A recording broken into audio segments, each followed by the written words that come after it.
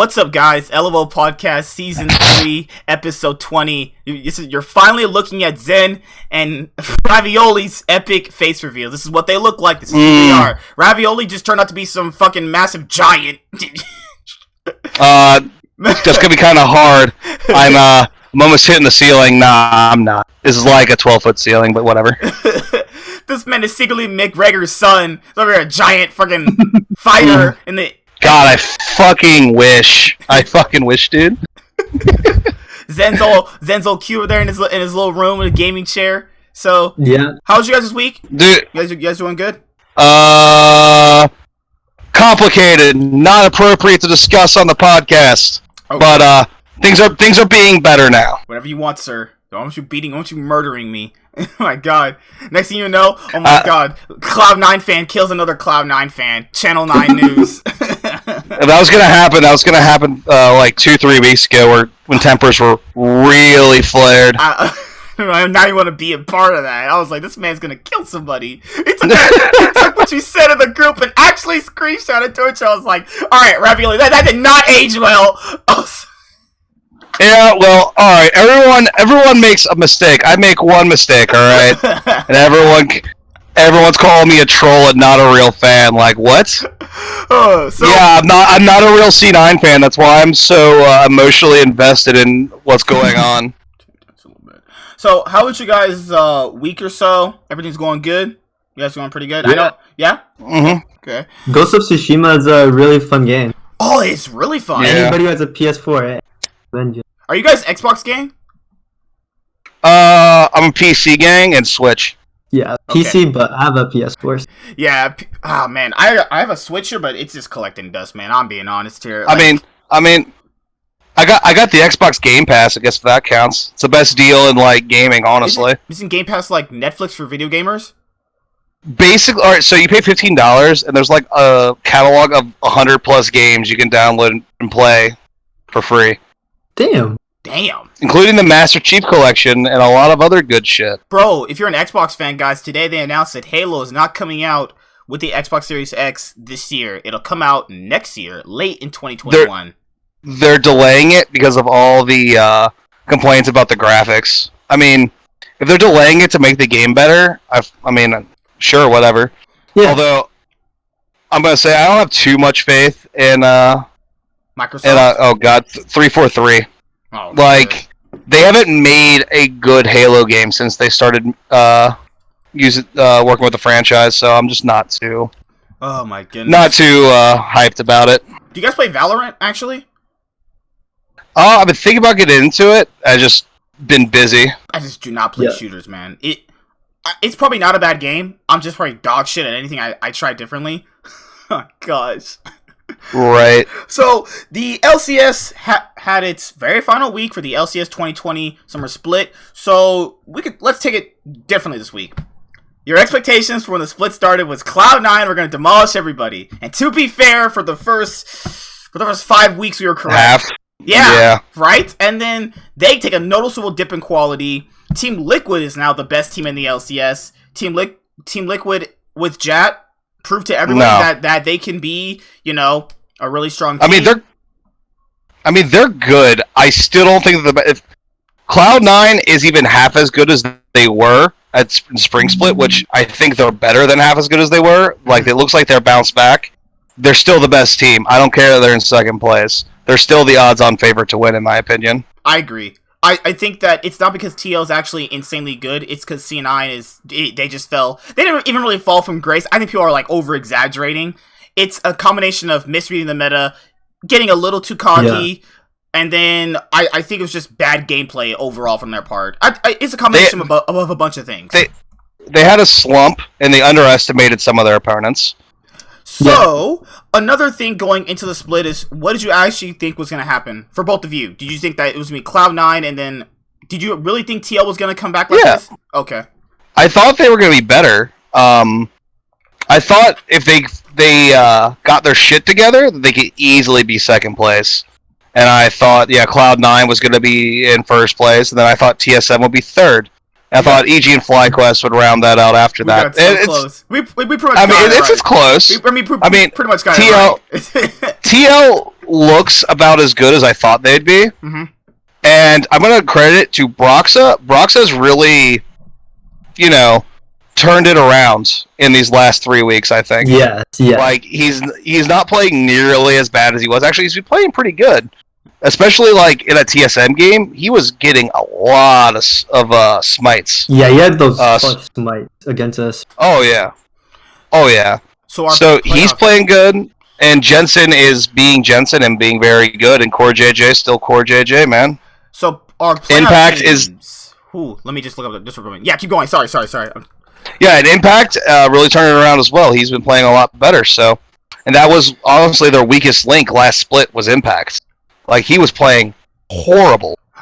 And, hell... Like, for most of the community... He turned it around. For most of the community, I think he's playing better, though it's not his top dive form like in 2016 when it was on Cloud9, but it's definitely much better than what he did earlier this year, which was basically Ruin 2.0. I didn't even think a player could do that. And then I want to pivot towards CLG just for a moment. Because CLG, if you guys have been watching, they have gotten rid of Weldon and Song. They said they're going to be taking a infrastructural look at CLG on the obviously the league side, because everywhere else for CLG is actually pretty good in terms of like Smash and their other titles that they're actually in. So for CLG, for as long as you guys have been watching, what do you think has constantly been the reason why they don't win anything anymore past when they did? I think, like, at least for the last 3 years, it's been the story of super teams coming together, and they just happen to not get those players. And combined with their refusal to become a new age team that, builds their roster from developing players, and them not getting the big name free agents because they weren't considered one of those top teams, has caused them to look like this.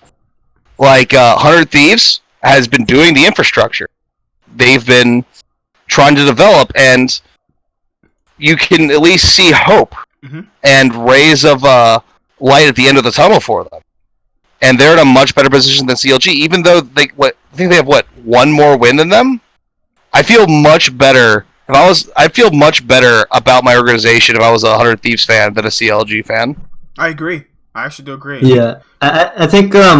Just to go on for CLG, I think they lost Afro, which was obviously a huge thing for them. Like, I don't think they recovered after they lost Afro.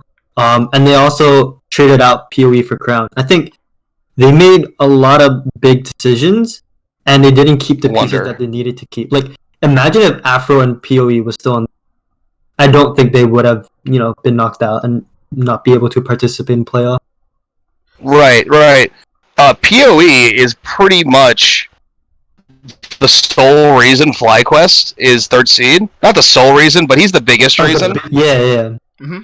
Yeah, if CLG just never gets rid of PoE, I think they're probably in 4th place, probably. They're probably not as bad. Because here's the thing. Having a really good mid laner is half the battle to being a top team. Mm-hmm. Think about it. Cloud9 has Niski. TL has Jensen. TSM has Bjergsen. I've been shit-talking Bjergsen, but he's still good. He still's better than most of the mid laners in the league. And then Flyquest is PoE. Even I was about to say EG, but we all know what happened to Jizuka. They just, I don't know. Yeah. Man, they're like, golden glue is our solution, and then not even close. Not even close. No. He made Ryoma look like a good mid laner, dude. I don't know how you can do that, dude. That's insane. And then he goes on shows and complains he doesn't get jobs, and it's like, well, it's because you play like this. I'm sorry, I'm sorry, I'm a jerk to you, man, but you're playing like this and you're asking for jobs. Come on. You carry half the games you play, but in the other half, single-handedly lose your team the game. They're like, we'd rather have Golden Glue and have him not carry games, but also have him not int games either. We'd rather have him just be incredibly average in the mid lane, so the rest of our team can actually try to win. So for this week, a lot of the C9 fans were, up in the air, because that first game, it was our turn to play first in a while, and we played against Dig.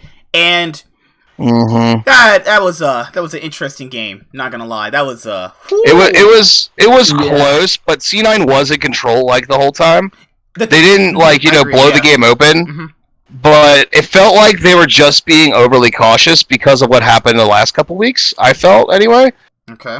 They drafted much better, and they just played very solid. Listen, a win's a win, and it looked a hell of a lot better than what we've seen recently. So it was bad. Yeah, I agree. It was bad, but it was, at least you can tell they were trying to fix certain things. At least, right. Like their composition is a lagging composition. That's why I told people the win did not look good at all. But the composition was going to favor them later on. That was guaranteed going to happen. Now Phoenix leading its team toward its ADC at the Baron. Oh my god, a double agent! If that wasn't a double agent play, oh my god. Jack might have slipped him a couple grand under the table. Be like, hey, just pull a Sven at Baron, please. I'm sorry, Sven, but if Jensen's got to get reminded about Echo, and for 5 years, you got to get shit for that one too. There wasn't really many games that surprised me. What did you guys think about TL versus TSM? It was a good game. Okay. It was a good game. You can see TSM was trying the whole time to try to make plays and break it open, but TL is too good at standing their ground and grinding it to late game. Yeah, I think Broxa was really solid that game. I think these are like the few Broxa games where I looked at it and he's like, damn, he's actually doing his job. Usually he's just AFK or just dying or not participating, but he did have some clutch smites, and the final fight, Impact taunted Broken Blade so he couldn't TP in, and I think that was very overlooked during the game. That was crucial, absolutely crucial. A little bit of it, but the fact that Broken Blade came to the fight late, and then Impact could have just TP'd Shendon, and then 5v4 won the fight, I think that was very good team coordination. Okay. So, with that, since I'm not going to see you guys until next week, playoffs start on Thursday. Yeah. Let's get this shit on the road. Hell yeah. League during the Thursday? Man, sign me up, dude. Thursday, we got some League. Golden Guardians versus TSM, the first best of 5 of the LCS 2020 Summer Split playoffs. So, who do you guys got? Man, Golden Guardians, it's like, on paper, they shouldn't be good at all. Yeah. But goddamn, are they scrappy and manage to pull out wins when I don't think they should? Say it with your chest, and Ravioli. TSM. Say what you're Golden Guardians are gonna smash them 3-0. Say it with your chest. Well, the thing, TSM. Before I make my prediction, also TSM's very good at losing games they have no business losing.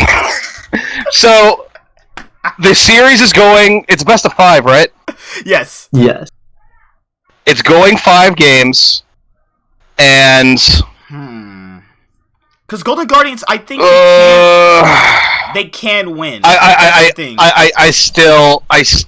think they can win, but I still gotta go with TSM.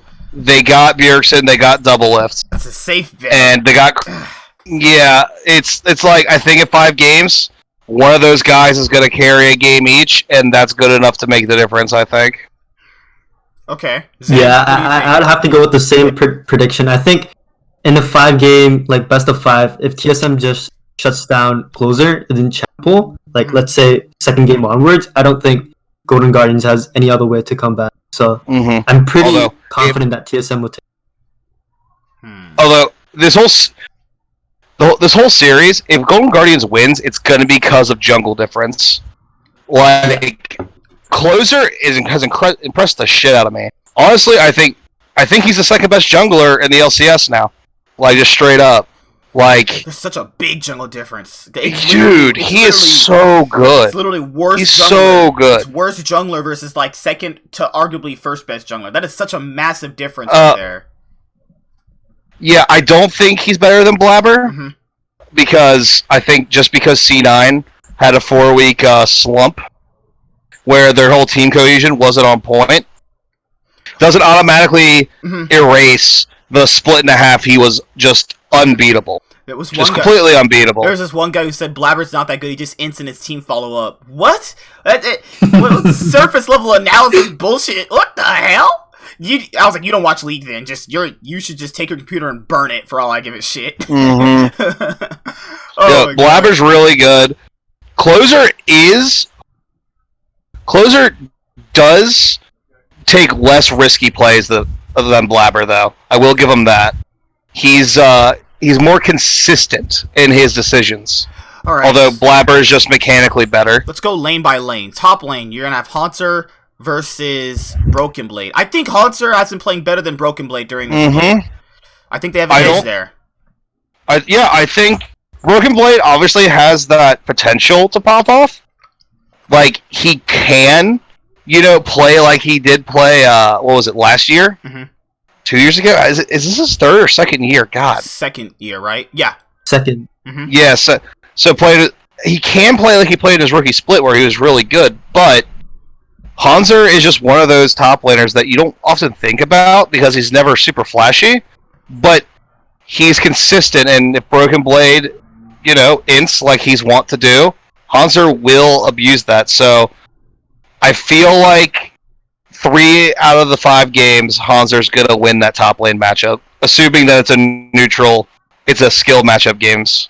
Then you have the most lopsided matchup in the series, which is Spica versus Closer. That is if I've never seen a lopsided matchup before, oh my god. I feel so bad for him. He's going to get exposed so hard. Right. You gotta, if you're TSM, you gotta target the jungle pool for Golden Guardians, and you have to give Spica something like a Sejuani or just or a Gragas or anything that's useful from behind, because he's gonna lose this jungle matchup, and you gotta try to minimize the damage he does. Yeah, 100% agree. Okay, so let's go to the mid lane. Demonte versus Bjergsen. To be fair, in Demonte's favor, he has been having a pretty good split overall. Not the best, not the most amazing, but he's okay. He's okay. Pretty solid split. Yeah, he's pretty solid. Bjergsen has the MVP split so far. Bjergsen has looked pretty good, actually. He's played great. Bjergsen's been playing pretty good. Is this night and day between his spring and summer split? Holy shit. Like, I thought he was washed last split. And he's still not as good as he once was, but he's definitely in the conversation for top 4 mid laners again. All right. Conversation. Now you have the bot lane, which is Huni and FBI versus Doublelift and Treats. Good gosh. Doublelift. I'll never ever bet against Doublelift in the playoffs against a bot lane that's not Sven and in Vulcan. I'm just not going to do it. Or Core JJ. Credit to my boy FBI. FBI's had some pretty good, solid games so far. I think he's a pretty underrated ADC at the moment, but to be fair, you're in a best of 5 with Doublelift. I think that they're still going to have the edge in the ADC department. The support department, who in Treats, that's really up in the air. Like, that's just, I guess, the only toss-up. This is like their first actual best of 5 with their new squad in an actual real best of 5. Because Hui's other best of 5s were in like academy best of 5s, and those don't mean shit, honestly. Yeah, it's. But the most interesting matchup, I think, has to be Demonte and Bjergsen. So if Demonte played like he's been playing these last 3 weeks, he definitely can give Bjergsen a run for his money. Only if they're not playing with priority toward Bjergsen. So I think a standard TSM draft is you want to have most of it pivoting toward the mid lane, and with Bjergsen roaming bot lane. So you want to give Doublelift a safe bot lane with Treats, and you want to have Bjergsen on a roaming mid laner that can dominate early game, push someone in, and then roam around the 15-17 minute mark with skirmishes. Now you're looking to get someone like Twisted Fate. Yeah. Just a roaming mid laner to help him make plays across the board. Yeah, I see Broken Blade on Orin. I see Spica, Trundle 0-6, 10 minutes in. You don't know how he got 0-6, but randomly he's 0-6 because he tried to invade at level 5. And he lost all his camps and he's just behind his shit. Maybe a Galio? Ooh, I like that. Yeah. So you see Galio, LeBlanc. You see a bounce house composition. Possibly. Okay. The Galio in the mid lane, the Shen top. Because Shen came back. Shen is strong. Shen is really strong. Yeah, Shen's strong. I really like what I've seen out of Maokai, honestly. If Closer can get his hands on Lee Sin and play just how he's been playing this past split, I think Golden Guardians start 2-0 up in the series. I mean, I like. Here's the thing. Theoretically, yeah, you get the better jungler to give him Lee Sin to get the team ahead. But man, if I have a Closer on my team and there's such a big difference in the jungle, I'm like, I want him on a carry. Give him Graves, give him Nidalee, give him something to take the game over with, so that you really, really expose Spica. Because Golden Guardians versus TSM, I see a standard Golden Guardians draft is FBI and Huni play a scaling bot lane, Damonte is stable, Closer does what ever he needs to do, and Haunter's on a weak side top laner. That's pretty much what they do every single game. Nothing's changed. Give him a Shen or a Maokai. Make him a tank. Then Galio mid lane. You go either Caitlyn or Aphelios bot. And then you get just give Closer the Graves, please, for the love of God. Give him the Graves, because Graves is real strong, and Closer has shown he's absolutely capable of carrying games when you set it up for him. Are we getting the silver scrapes? That's what I'm looking for. Are we getting the silver scrapes in the series? I hope so, man. Maybe. We'll see what Golden Guardians... Imagine if Golden Guardians come out and stomps them. Just outright, we're here to stay. Because remember, last playoffs, they had blue. I'm a C9 fan, man. Every time TSM loses is a good day for me. I'm gonna go into work. I'm going to work happy the next day if TSM loses this shit, bro. I'm livid. Oh my god. It's hard for me to say. I really do want to say Golden Guardians. I really do, because I really think they're gonna win. But then there's TSM, and I know Bjergsen, I know Doublelift are not going to let them lose first round, most likely, because they have lost the first round before. That's the thing. Yeah, they have. This is probably going to be one of the better matches, honestly. It's up in the air. I think we'll know who's going to win after game 1. Well, because we'll just see. What TSM did we get this time? Did we get free SM, or did we get, the real TSM? The TSM that they can be when they want to. Oh, it all depends, man. It's so dependent on Spica, because people keep saying jungle has a big impact in the game. If Spica gets ran over in games 1 and 2, they're done. His mental is going to be blown. Yeah. I don't see him recovering. Well, what do you think happens in the off season? Say TSM does lose this playoff series. Thank you, Spica. You were the best jungler we've ever had. What if TSM just offers a bunch of money to Golden Guardians for Closer? And then they ruin him. Okay, he's ruined. I don't know, man. I don't know. Closer might just be good enough. Can they do that because of the imports? Oh yeah, I can see. Is Closer an import? Yeah. I thought he was native. And Broken Blade's an import too, right? Wait, no, Broken Blade's NA. If Treats is NA, they can, because Broken Blade is from Turkey too. Remember? Yeah. Oh fuck. Well, you want to replace Broken Blade anyway. Fuck it. Fuck it. You really think they're gonna replace Broken Blade? You're telling me you can chest. They're replacing Broken Blade at the end of this split. Dude, tell me if you're TSM and Closer is on the table and you can get him, that you don't boot either Treats or Broken Blade for him? Like what? Of course you do. What if TSM gets the Golden Guardians top side, so they get Hanser and Closer? Dude, that would be a scary team, dude. That's a straight Hanser, upgrade in both roles. Bjerg, Hanser goes back to TSM. Oh my god. Dude. What if every person leaves TSM go back? It'd be like, what? You're going back! Well, here's the thing. You're going back, but you're also getting a very young, very good jungler. And Broken Blade is as good as Hanser when he's playing well, anyway. for this series, it just depends on which side they're on. It depends on red and blue side. I'm pretty sure who gets side selection, the higher seed, right? So it's TSM the outside selection. Yeah. I don't see TSM playing well on red side. I'm always queasy about their red side games, man. They get smashed in those. And it's always, they have to play through dragon fights and stacking souls. Like, NA is nothing but a bunch of dragon soul stackers. That's pretty much what they are. I mean, it's the best strategy, really, to win late game. You get soul, and it's, like, almost impossible to fucking lose. Hey, TSM, the soul's worth, like... Let's put Dragon Soul's worth, like, fucking 3,000 to 4,000 gold, isn't it? Well, depending on which soul it is. Yeah. Air Soul is like 3,000 to 4,000. Mountain is worth like 5. Mm-hmm. Infernal's worth like 6, and then Ocean is super barren value. Like, I'd rather have Mountain Soul and defend against a Baron push than have Baron and not Mountain Soul. I'll say... God, prediction's actually pretty hard. Last year it was easy when I predicted Golden Guardians and Clutch, because not Golden Guard, not sorry, Clutch and TSM. Which is, I was like, TSM's playing like dog shit right now.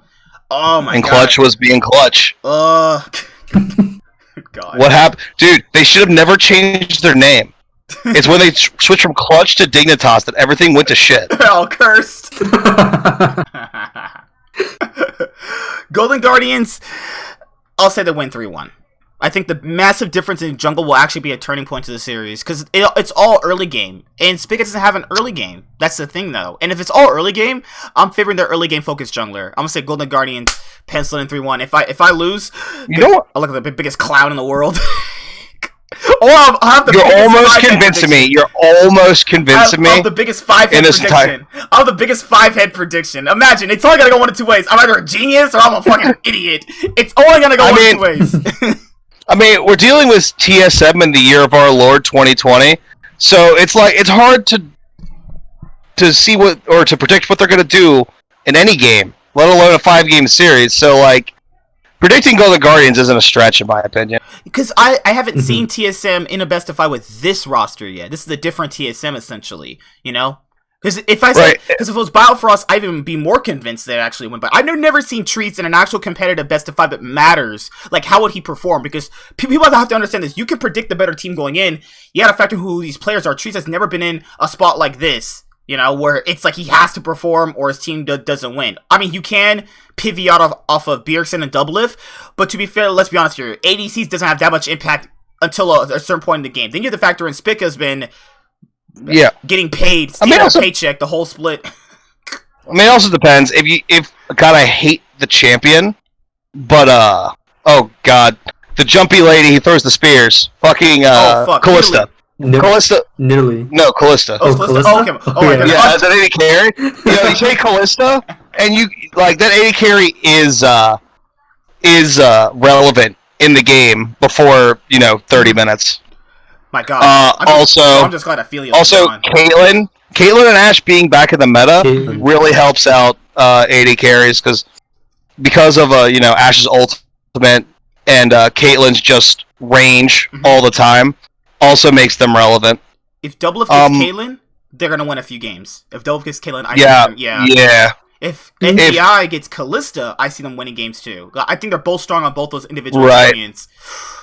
I really like Doublelift on Caitlyn. Even Ashe. Like, Doublelift is a really sick Ashe, and Ashe is just so valuable, especially in the early game, just because of Hawkshot. Okay. Hawkshot allows you to track the enemy jungler very, very effectively, which could be a huge point to how TSM keeps closer under control. I was making a soda joke. Energy drink joke. You want some? You just pass it down? You just drinks? Air. Hold up. Air. You got a saw? I want a saw? What the hell? A saw? I'm just kidding. Where's the saw? I'm just kidding. I'm just fucking around with you. Alright, so I'm gonna say... Is there a saw here? I'm just... Oh my god. That's a serial killer. Oh my god. Alright, guys. I'm gonna say Golden Guardians win 3-1. If you guys are predicting TSM, which... How many games? Yep. Oh. 3-2, 3-1, 3-0? 5. I'm Five. saying 3-1. I'm saying 3-1. 3-1 TSM. He's saying 5-3-2 TSM. 3-1 Golden Guardians. Next game is today right after that. Friday. EG versus Flyquest. So I don't know which roster they're gonna use honestly for the playoffs. Maybe they'll use Golden Glue and Huni. But let's just say they use Golden Glue and Huni against the Flyquest. That's pretty much PoE Ignore Flyquest. Let's be honest here. Who do you guys got? Who do you guys got initially before Flyquest? I got Flyquest. Yeah, no, my PoE's too good. He's gonna expose whoever he's playing in the mid lane, man. It's the one-man show. You know what's funny? This is a rematch of the last Spring Split playoffs matchup, Golden Glue versus Power of Evil, and he just murdered him. It wasn't even funny.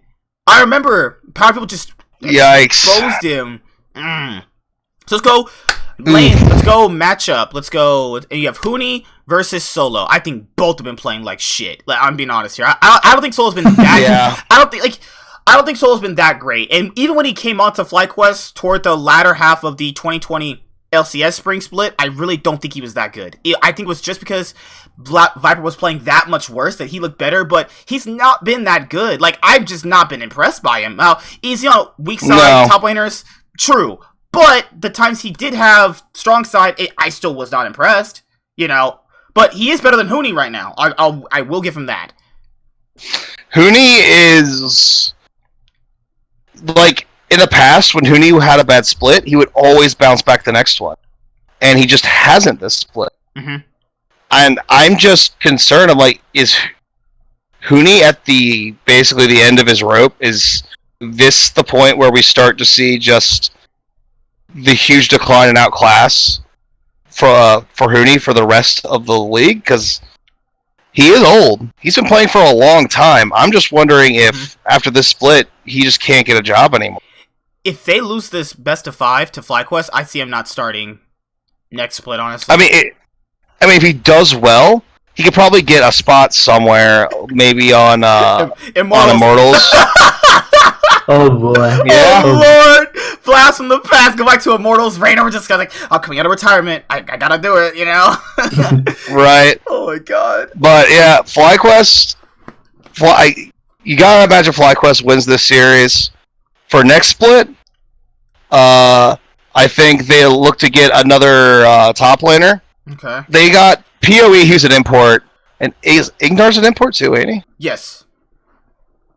So they gotta find somebody. They'll probably pick up some young guy, a rookie, to be the top laner, and then Sneaky says he's coming back. Oh yeah, we gotta do it for Ravioli. Flyquest Sneaky. We gotta do it. So this week, guys, before we get to the other playoff match predictions, Sneaky had an interview with Travis and pretty much alluded that he wants to come back on an LCS team, but he wouldn't play for a super shit team. He's probably not going to play for a top team like he used to back in the past. He wants to play for the middle ground teams. So the middle ground teams arguably are what? You know, Golden Guardians, 100 Thieves, teams like that. And Flyquest. Flyquest. Imagine Flyquest Sneaky. Fly Sneaky. Oh my god. I think he'll do well. Okay. Him and Ignar? It's pretty good bot lane. Possibly. I mean, I think that immediately puts them, you know, the top bot lanes will be, is going to be, you know, obviously C9 with Sven and Vulcan. Then you got Core JJ and Tactical. Okay. And then you got Double Lift and Treats, and then it's going to be Sneaky and Ignar, I think. And that's pretty good. I think they'll have the ability to play with the bot lanes above them, but I don't think they'll, you know, overall for the whole split have better stats than them. But that's a bot lane who you can rely on to at least not lose in the bot lane and can carry in good enough situations. He's much better than Mash. He's 10 times better than Mash. Mash rides as trash. Imagine Flyquest with 2 lanes. 2 lanes you can rely on. You know what's sneaky? They have a good shot at potentially winning a title if they can all come back to their. If Flyquest play on their own form, they have a potential to win a title. Not necessarily win, but I can see them making more finals. With Sneaky. Yeah, I can see them making more finals with Sneaky. I think they need to upgrade a top laner though if they want to contest for the title though. Yeah, that's what I was about to say. Or pick up another jungler. I mean, Centaur's not been that bad. No, he hasn't. Honestly, I'm always hard on him. I'm always hard on Santorum, but I'll say this past few years, he's decently impressed me, actually. Mm-hmm. Okay. Yeah, and I was going to say, like, if you just happen to pick up a super good jungler, like, say they get Closer somehow. I don't think Closer's going to be on the market. I don't think Golden Guardians are letting that guy go. But say they get an offer they can't refuse from somebody. If that offer happens to be from Flyquest, you can cover up the problems in top lane with a jungler. Like, of course, then they gotta get rid of an import, and I'd still let go of Ignar if it meant getting Closer. Honestly, wouldn't be a bad idea. Yeah, that seems fair. Like, could you see... Oh, wow, I just thought of this. Sneaky going to EG means he gets to play with Zeyzal and Svenskeren again. No. Not with Zeyzal. Oh Zeyzal's, not that again. Zeyzal's half the reason why Sneaky looks so bad. I said half the reason. The other half was everything else. The meta, him playing not as well. Oh my god! And being on Sona Taric for 3 games. Oh my god! Just imagine that. He would go back. He would have EG with 2 of his past teammates, including Kumo too, would be there. That'd be holy shit. Oh, what do you mean? Kumo's not allowed to play the game apparently. Yeah. Even though he was getting better. I don't understand what. He was getting better. One bad week. Huni's had bad weeks ever since he was in Clutch Gaming. I was like, oh my lord, that is so not fair. That is just a bunch of bullshit right there. Go ahead. No, you're good. He said, I think they're gonna lose this playoff series. EG is, and if they don't pick up a new top laner, I think Kumo's the starter next year. I agree. Like, why not play him? He was young and getting better. Why not play him over Huni? Like, the fuck?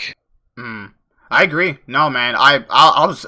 The same thing with Dig did with Lorlo. Why do they use Lorlo for a couple wins to get their momentum started, and then right after they got a few wins out of him, they switched him. I was like, you fucking bastards. That's just not cool. Like, that's just not cool. Like... It's like, honestly, in hindsight's 2020, but it's like last split with TL when they got Tactical and they started winning games with Tactical, and they lose 1, and they're like, oh, we're going back to double it. Yeah. It's like, why not just keep riding this? People said the way TL looked last split with Tactical was their best look. Oh, I mean, fuck it, let's just double it. Like, what's wrong with you? Who makes these decisions? Who makes these actual decisions? One of these days, we gotta get a Lurm on. I know Double Lift was thinking with his dick. Right? Oh my god. You can't convince me that shit wasn't on purpose now.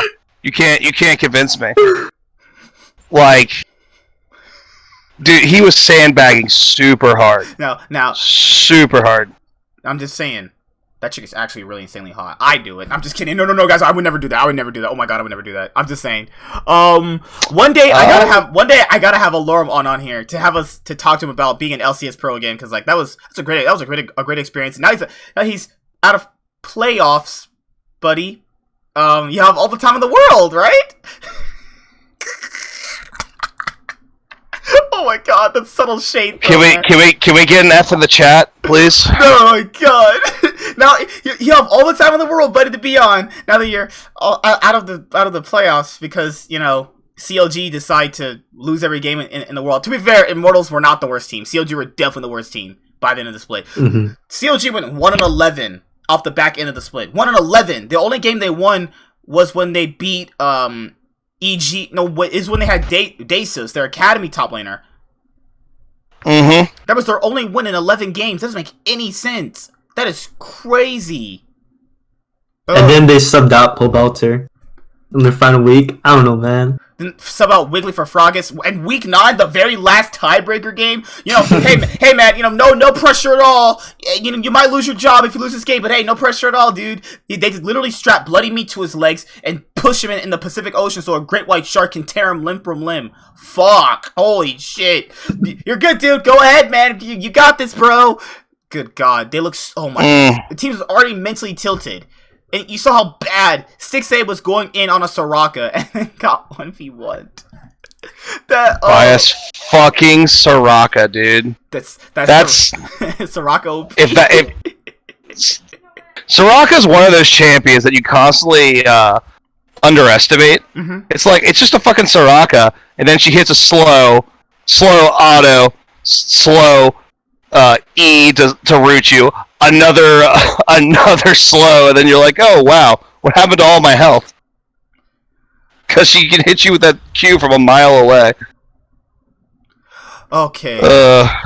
Let's go. Alright, so you guys caught any of the LEC yet this week or no? I did. I watched all the highlights and a couple of the games. Good enough. I've been super busy, so no, it's all good. So LEC concluded this week with their Super Week, and you know what's super interesting is that Fnatic has actually played like straight dog shit. Fnatic has looked like straight dog crap for the past, man, how many weeks?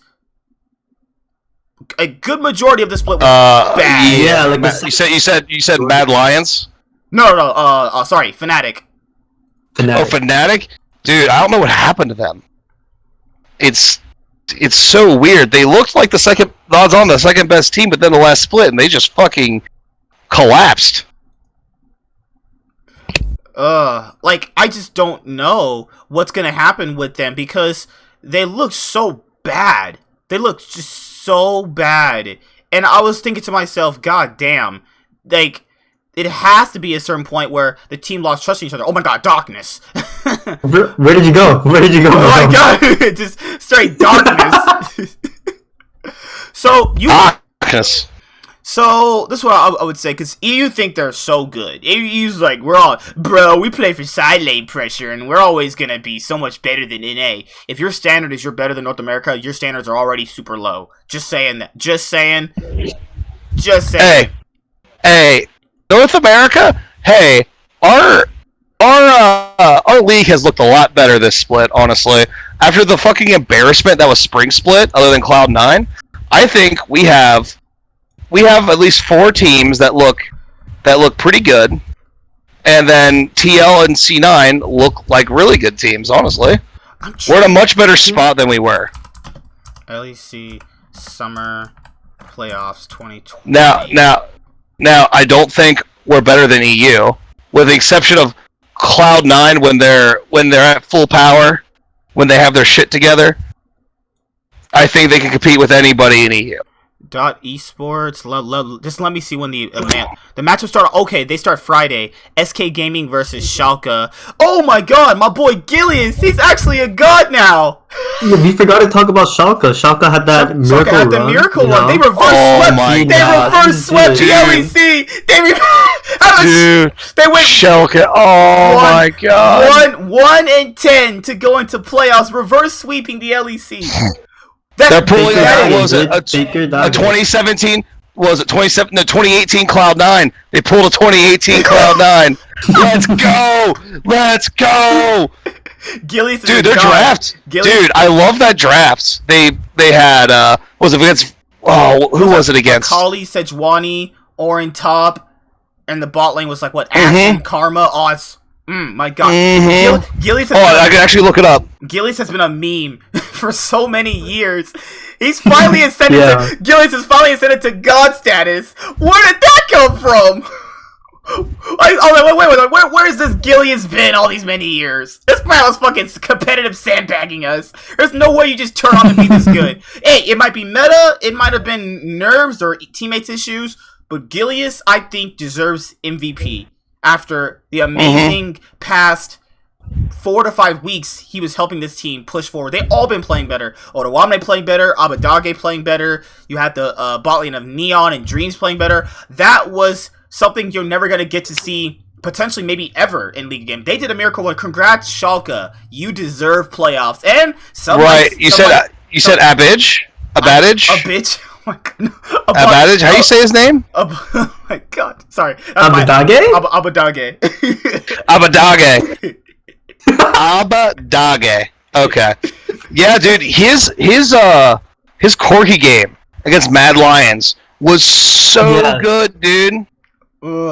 Like, dude, their team was you're right. So the team was Shed in the top lane, Sejuani in the jungle, Corky in mid, and then Ash and Tom Kench in the bot lane. That's such a good team comp. Like, holy shit. Like, what happened to this team? The globals, the tanks, the damage from the Corky. Oh my god, it's all there. What happened? They started drafting really well. 1-10 to reverse sweeping the LEC. That is insane, man. That is actually insane. They completely. You could even argue that they were the best team in the league. You could even argue that. Mm-hmm. That's yeah, they're definitely a top team. They played it like they played mm-hmm. like they were one of the best teams in the league, but I don't think they're gonna win. I think they'll get to like either semis or finals and then lose. I think that Rogue is really good, mm-hmm. and G2. I know they've been playing as well, but they have the potential to just I got news pop for you. I got off. news for you. G2 versus Mad Lions rematch. G2 versus Mad Lions rematch Saturday. G2 face Mad Lions. Okay. Oh my god. Another grudge match. I love these rivalries in the LEC. Like, every team is going to have a grudge match with each other. I love this shit. LCS, it's Team Liquid, TSM, Cloud9. The other guys are, well, CLG level. This is another series that I think we'll know how it's going to go after the game 1, because we'll get to see which G2 showed up that day. G2 have been coming back to form. I will give them credit to that. They have been looking way better. If they're playing like Spring G2, they got this. Mm-hmm. But if they're still stumbling and not drafting well, then Mad Lion's going to take it. You also have, let's go, because the first match is Schalke versus SK Gaming. I think Schalke should be able to win. SK Gaming are no slouch. They've gotten better, but, I think Schalke wins 3-1. Dude, Schalke's their drafting has been on point. We just talked about it, but they're drafting well, they're executing well, and their players are just red hot right now. I'm taking Schalke against everyone right now, except maybe like Rogue. Mm-hmm. I agree. Saturday is G2 Esports versus Mad Lions. Mad Lions has had a lot of suspect games. Not even that, their gameplay is just not as solid as it was when the split first started. No, it hasn't been. But they can still pull it out. I think they can't. If G2's stumbling, you're gonna go with Mad Lions over G2? No. I mean, I'm saying they can win. I'm saying they got it, dude. No. Save with the Mad Lions will stop G2. Put them in the dirt. No, I'm just saying that G2 can't come into this, resting on their laurels. They gotta respect Mad Lions. Mm-hmm. And their players, otherwise they will, they'll get exposed. Mad Lions is absolutely good enough to beat a sleeping G2. But I am predicting G2 is going to win. I think in 4 games. Schalke 3-1, G2 3-1, and then the game on Sunday is Rogue versus Fnatic. Fnatic have looked like straight. Schalke 3. No, Schalke's winning 3-0. What do you mean? SK Gaming have been playing better. Come on, bro. SK Gaming have not been that trash. They've actually improved. But 3-0. G2 and you're still predicting Mad? 3-0 for G2. For G2? No. G2's winning 3-1. Okay. I got you. 3-1. Rogue. Unless they lose game 1, then they're losing. They're losing in 4. I agree with you, man. Fuck, Rogue is going to ass fuck Fnatic. Oh my god, Fnatic. It's not going to be fun. It's not going to be a fun sight. I want to see all the Fnatic fan tears of them being knocked out in the first round and they can't make Worlds. Oh my, Rogue, do one thing good in your organization. Do they have a losers bracket for the playoffs for them, or is it just? You can only get the losers bracket if you're a higher seed. If you're one of the lower seeds, you can't. It's literally your one shot round. Rogue are the first team to qualify for Worlds because they locked first place. Yeah, I thought Rogue was. No, you're right. Yeah, they're in first place. You're right. Yeah, they're good. 3-0. That's not even a question in my mind. Now, if it was years ago, Fnatic win probably 3-2. Nope. It should be real telling that Rogue decided to play Fnatic over the 5th and the 6th seed. They picked Fnatic, the 4 seed, over them. They're like, yeah, we want you. Bro, my man self-made flash under a turret knowing he couldn't kill a 10 HP Volibear. My god, no. Rogue, you got this. If you lose, Rogue, if Rogue lose, is that not a pretty big upset? Not like big. Oh, that's huge. Yeah, that's huge. Mm-hmm. Because that means that's really huge. Rogue's been playing well. Because that means that first seed in EU ain't shit then. I'm just saying. I don't think. Or unless G2 gets back to their 2019 level of play, I don't see EU getting out of groups. Really? This man throwing all the hot takes out there. That is a hot take. That is a hot take. If they have a weak first seed, and then obviously second seed and the wild card slot is, that's an uphill battle. They're in a bad spot. Fnatic, I mean, honestly, I think China is taking the first seed in every group they send a team to. Rogue, I swear, Rogue better not lose. That is like your first seed is a literal joke. If you lost to a team, it's not even that if they lost to Fnatic. That the nameplates don't matter. It's as bad as Fnatic have looked over the course of this split. It's the gameplay wise. Like Fnatic have looked atrocious. This entire split. This entire split, EU has not looked very good. This whole split. Every team, they have some teams that have been playing well, but every team has their issues. Damn, she's cute. Fuck. I'm just looking at Instagram. Hey, send me the link. Listen. I know this is the first time you see my face on this cam, but I'm gonna need you to stay on topic, dude. Don't get distracted. Sorry, by this what do you mean? Beautiful beard. Yeah, that's true. Oh my god, we have a lot of great matches this week. Oh my god, thank God for I love League during the week, like Thursdays, Fridays, because of playoffs. Because I could be at work, get on my phone, watch some games, and I'm good. Did you guys watch any of the LCK or the LPL? It doesn't matter if you did. Did you at all?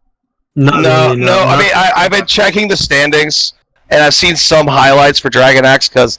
They're my boys over there. Oh God. I think Dragon X is gonna win. No. Korea. No. Yeah. Genji. No. Genji. Hold on. Let's look at the LCK standing. I'm on the damn. Damwon? No, dude. Damwon is like the best team in the world. Oh my, they're so strong. Listen, Damwon is 13-2. Dragon X is 13-2 too. Bro, it's my Genji gang. Genji gang, baby. Let's go. No, T1. No. T1. Oh my god. Everyone's gonna say, yeah, SKT was stomping Korea. Did you even watch the games? Don't fucking lie to me. People are gonna tell me that T1 stomped the league. Dude, they still think Faker is playing right now, dude. Dude, T1 is in 4th place. I don't know what they're talking about. But they're gonna say T1 stomped the league. It guaranteed will happen. Oh my. Damwon and Dragon X are the clear 2 best teams, and Dragon X has the better play style, in my opinion. Yeah, they're aggressive, and they play modern League of Legends. They're better. They're a more advanced TL. I would say Damwon is what Cloud9 was, except on a different level than last split. That's kind of how I see them. Like for all the viewers who are watching, that's kind of how I see. I think, dude. Yeah, I really wanted to see like a Dragon X versus Cloud9 exhibition match. We are getting destroyed. Like at the end of Spring Split. At the end of Spring Split, Cloud9 was playing real well. Yeah. I'm saying back at the end of Spring, that would have been a hell of a match. Like I think Dragon X would have won, but I think it was say it was a 7-game set. I think Cloud9 wins 2 or 3 games in that.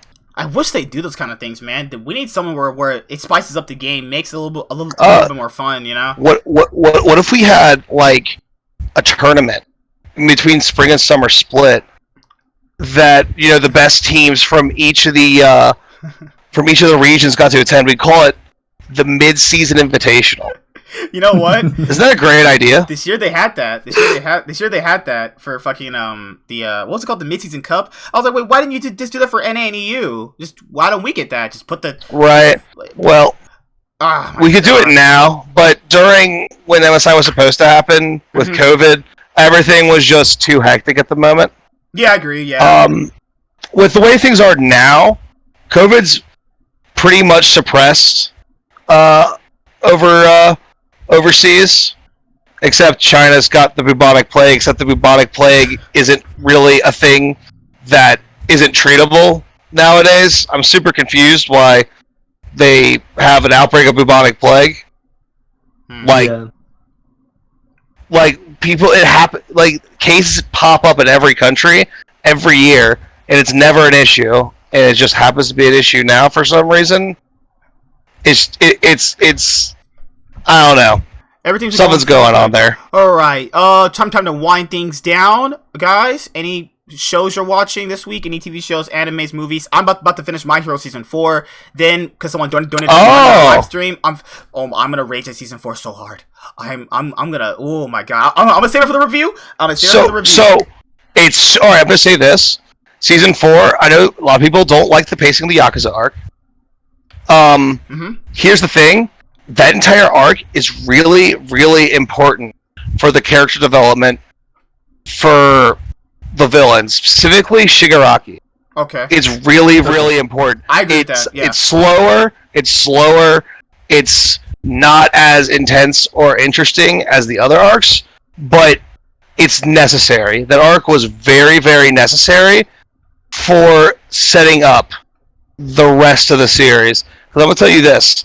The arcs after the Yakuza arc, specifically the next major arc, which is called My Villain Academia, is like it centers on the League of Villains, and it's really, really good. You know what's underrated? You know what's underrated? That one guy who's like basically he's Mr. Jekyll and Hyde, the villain who can split himself. I thought that was really cool. Oh, twice? I thought that was really, really cool. Where he's basically Mr. Jekyll and Hyde.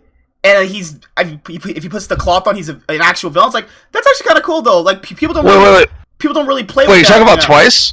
Yeah. Like the multiplication guy. People don't really play with the idea. Twice, I like that. Twice is super interesting character, and God, he's hard not to root for. Like, the only reason he's a villain is because society decided that he wasn't worth it. He got left behind. And he found a group of people who valued him. And that's why he's with the League of Villains. After I finish My Hero Season 4, which tonight is literally, I got 3 episodes. I'm knocking that out easy. Then someone donated some money on a live stream, so I'll watch, he's been waiting for a while. 7 Deadly Sins. 7 Deadly Sins, what I'll watch next. Ooh. Okay, so... Is 7 Deadly Sins really good? Season 2.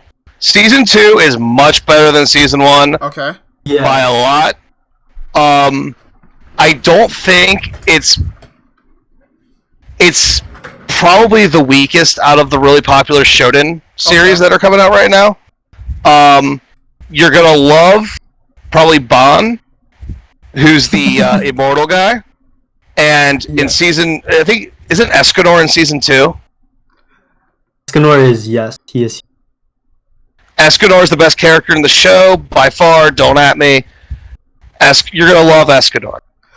After that, because there's one guy who's always been down for me. He wants me to, dude, I watched Attack on Titans right when it came out. And you know how they have these big gaps between animes and shit? Bro, I forgot everything. All I remember is episode 1, that guy getting, black guy getting eaten by a Titan.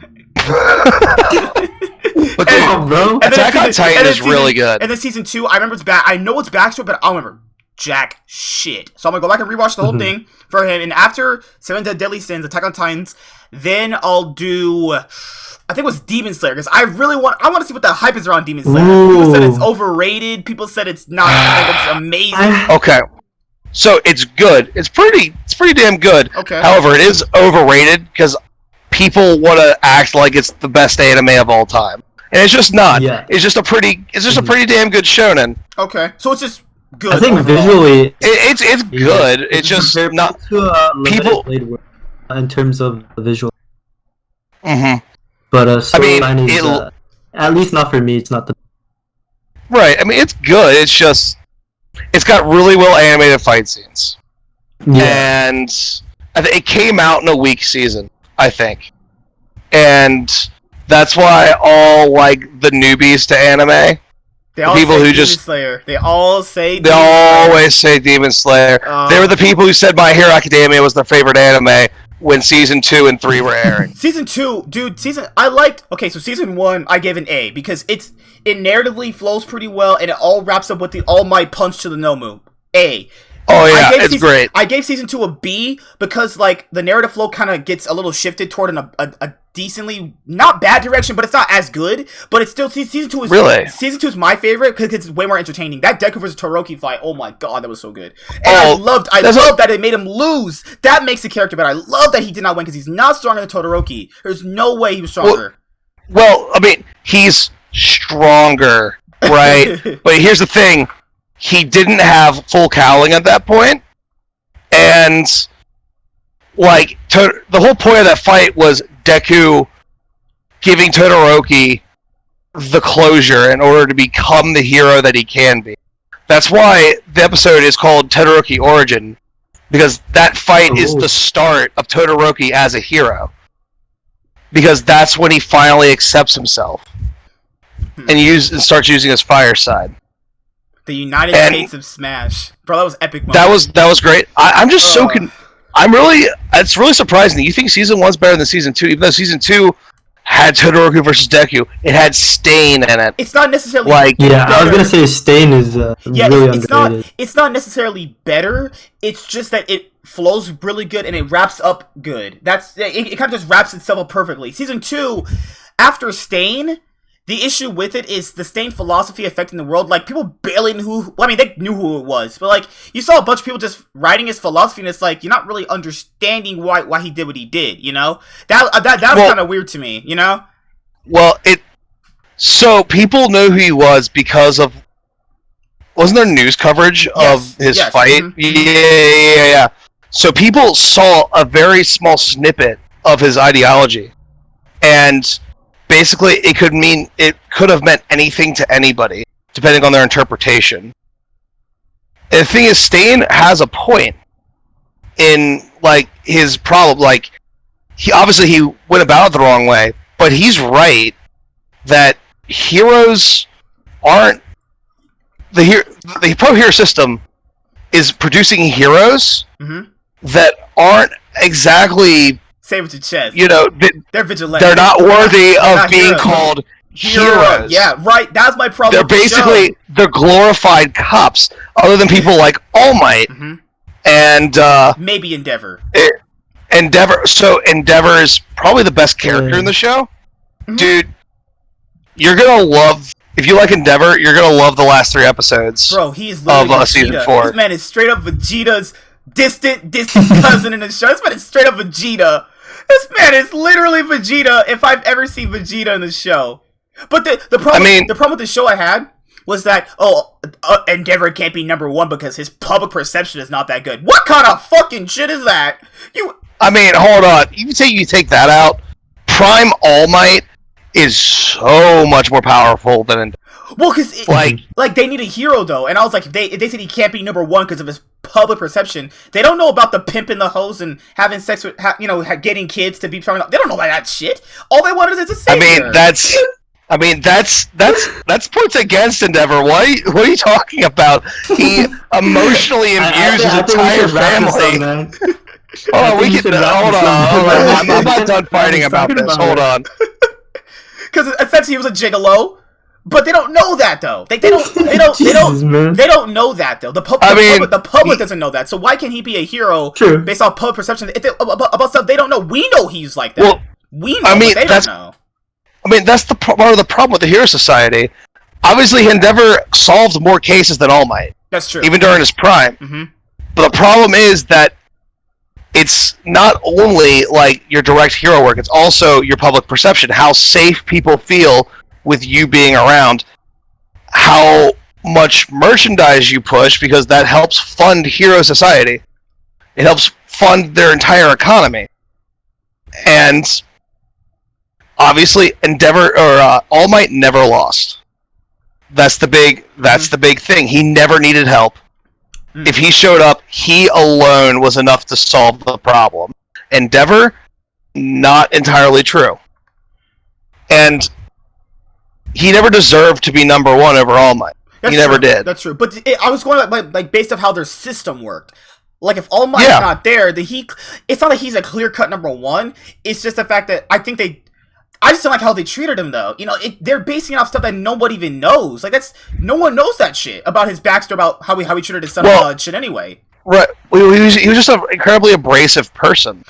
And that's the thing, like, not everyone's going to be All Might, though. They have to understand that not everyone is going to be smiley, Superman, everything's all good. No, not everyone's like that, though. And their thing about being diverse, true. And their thing about being diverse is, they're hypocrites, man. He's not the same guy. And I just don't like that you can't choose him because he's not All Might. That's a bunch of bullshit. What the hell? well, All Might, I think it's a valid point. Well, All Might was a pro hero. Like, he was better at his job than Endeavor. That's true. He had a better public perception. People liked him more. Like, if you're just a guy and there's a villain attacking, and you're in danger, and Endeavor shows up, you're like, okay, I think this is going to be all right now. Endeavor's pretty strong. He can handle this. Versus if All Might shows up, you're completely relieved immediately. Mm-hmm. It's just like everything's going to be fine. All Might's here without a doubt. Now, Endeavor is gonna step up to be the number one hero now, and you're in for some treats for Endeavor because Endeavor becomes a much bigger character starting now where you're at. Yeah, I've seen it so far. Also, I can see he's making it. Have you seen? Right? Have you seen the scene where they're announcing the new top 10 heroes yet? No. I'm at the part. Oh, dude. Yeah, I'm almost done. 3 episodes left. Message me after you meet Miyako, the bunny hero. Oh my god. She's the brown chick with the hops, because she's my favorite character, honestly.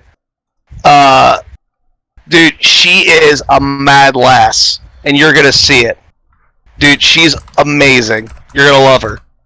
You gotta message me and tell me what you think of her off the rip. I did not like the way they treated his sidekick, man. They should have kept that. Man, why did you just kill Deku? Just fucking kill that. Oh my god, kill Deku. So, you can't kill Deku, man. I'm just kidding. People get so triggered. Lemillion is literally All Might's son. Lemillion is All Might. Dude. Like, Deku isn't a bad character. It's just, unfortunately, the side characters are really good. They're just really good.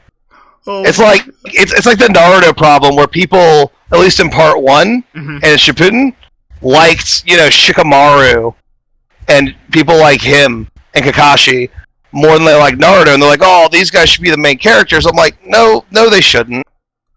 No, they shouldn't. The show works because of the MC and all these people being built around them. Like, it's shit. Like, Naruto wouldn't have worked as Shikamaru as the main character. He's just not strong enough. Yeah, he's just not ambitious. Yeah. All right. But Deku, thing is, you loved Deku when he was breaking his arms multiple times to fight. I bet you thought that was hype as shit. Where he's like, I broke my finger to flick. Oh, I'll just break it again. He's like, All Might's like, now it's your turn, and he started bitch ass Deku crying. Oh my god. I mean, hold up. You just watched the end of your idol on national television to beat the baddest villain of all time. I'm just joking. I would cry too. Oh my god, I would cry too. But it's just that, the whole Bakugo thing, it's not like I think they have a deeper relationship, if you know what I mean. But like, I don't get how he lost. That's so toxic. I don't get how he lost to Bakugo at the end of season 3 when he fought that one muscular guy and punched him so hard he knocked him out clean. Just, I mean, he can punch. He can punch this big villain at a 1,000,000%, quote unquote quotation, 1,000,000%. But Bakugo, he was just digging deep. Like, Bakugo can't, he hits him with 8% and he can't knock him out. That's just kind of off for me. I mean, here's the thing. Yeah, he could have if it was a life and death battle, but Deku's not trying to murder him. If he hit him with 100% Detroit smash, yeah, Bakugo's out. He's probably dead. But, he wasn't trying to kill him. Oh my god. And Bakugo is better at fighting than Deku. Deku just has a better quirk. I still remember when they I called think him... our LCS viewers are kind of confused right now. Oh no, yeah, no, we're good. Yeah, we're just having some shit talk to the very end. Animes for weebs. Right. Animes for weebs, don't watch it. So I am playing a new game. Okay. I'm super late on it. I'm playing Danganronpa. You like it? Oh, I like it so far. I'm like 3 days into it. Okay. Like in game, I'm just on day 3. I haven't had much time to play it, but I really like it. I like all the characters. I especially like the one girl, the magazine model. Oh, she's pretty great. I've been told though that I'm barking up the wrong tree, so we'll see how that goes. Go to Discord, Twitter at her. Okay. So I'll see you guys later. Hopefully playoffs will, make me right.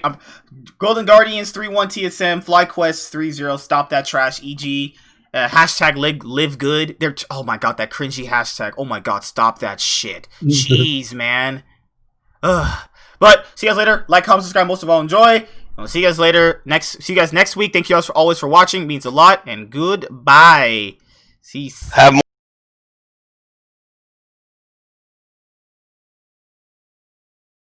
Hi there, guys! Be sure to like and subscribe to the channel for more stuff. Yeah, thank you.